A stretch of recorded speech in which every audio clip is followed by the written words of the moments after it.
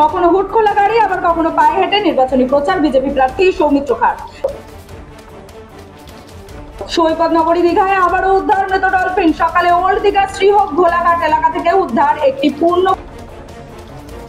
তীব্র তাপপ্রবাহে পুড়ছে গোটা বঙ্গ। একটু বেলা বাড়ার সাথে সাথেই বন্ধ হয়ে যাচ্ছে রাস্তাঘাটের দোকানপাট।